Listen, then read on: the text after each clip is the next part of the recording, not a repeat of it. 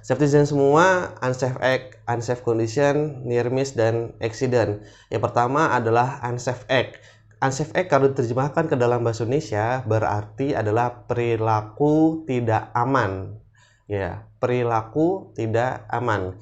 Jadi yang namanya perilaku itu kan merupakan sebuah sikap ya dari kita sendiri ya, sikap dari manusia. Nah, maknanya unsafe act adalah sebuah perilaku yang sangat beresiko terhadap keselamatan dan kesehatan kerja. Nanti risikonya bisa mengakibatkan kecelakaan untuk dirinya sendiri, untuk orang lain, atau bahkan bisa mengakibatkan kerusakan pada properti. Contoh unsafe act adalah jalan di bawah suspensi bergantung ya, atau dari beban atau di bawah dari beban bergantung gitu.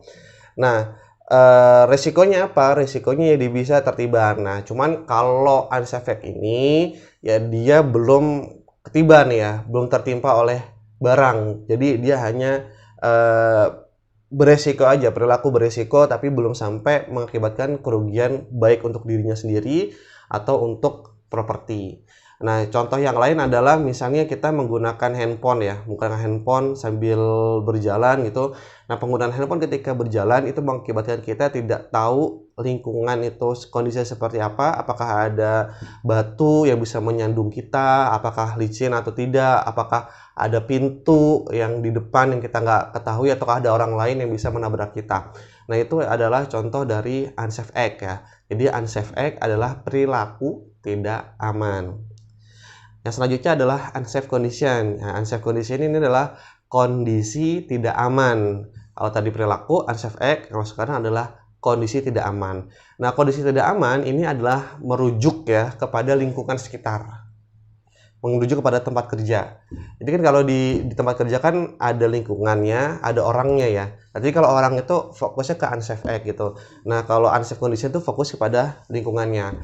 Contoh tadi misalnya ada, kalau unsafe act itu ada orang berjalan di bawah beban bergantung. Nah, kalau dalam kasus yang mirip ya, unsafe condition itu merupakan kondisi di mana si beban bergantung itu digantung pada rantai, digantung pada sling yang dia sudah rusak atau tidak kuat gitu. Jadi itu tinggal nunggu waktu dia bisa jatuh dan bisa menimpa orang.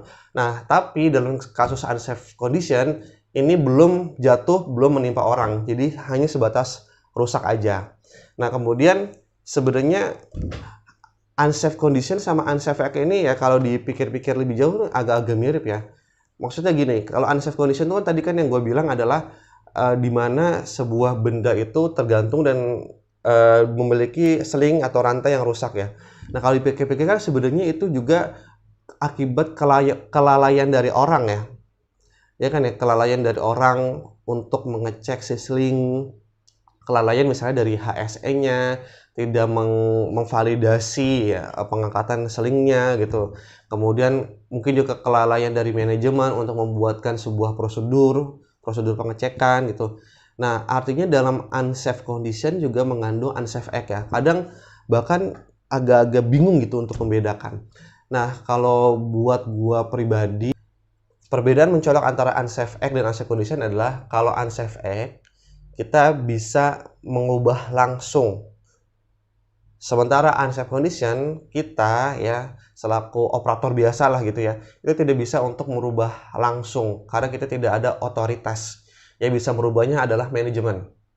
Ya contoh tadi, kalau kita berjalan di bawah beban yang bergantung ya untuk contoh unsafe act ya kita simpel aja, kita bisa pindah aja kan jalannya kan, tidak di bawah benda yang bergantung. Atau kita tadi lagi main handphone ya, kita ya simpel aja bisa kita kantongin handphonenya.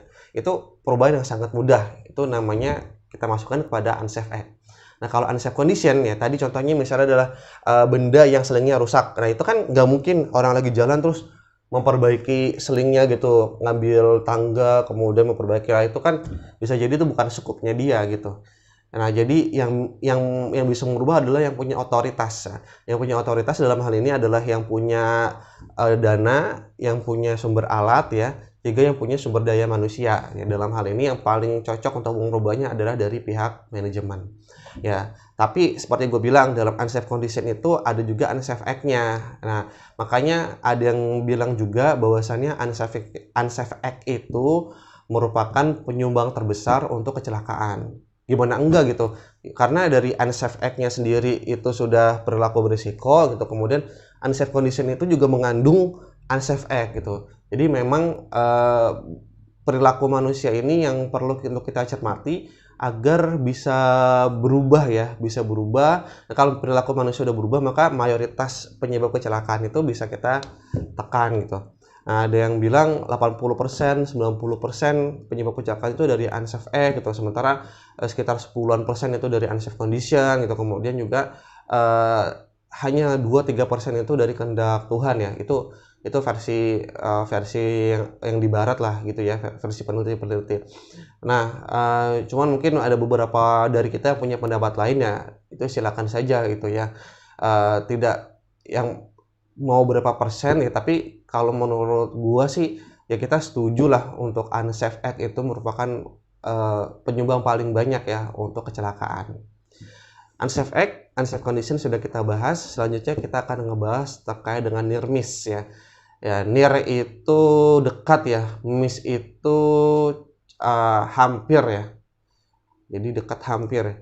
Ya, kalau diterjemahkan sih ke dalam bahasa Indonesia artinya adalah hampir celaka. Ya, jadi kalau hampir celaka itu maknanya adalah misalnya tadi ada barang yang tergantung ya. Ada barang tergantung. Tadi ada orang yang berjalan di bawah barang. Kemudian kalau dari unsafe condition-nya itu selingnya sudah mau copot gitu.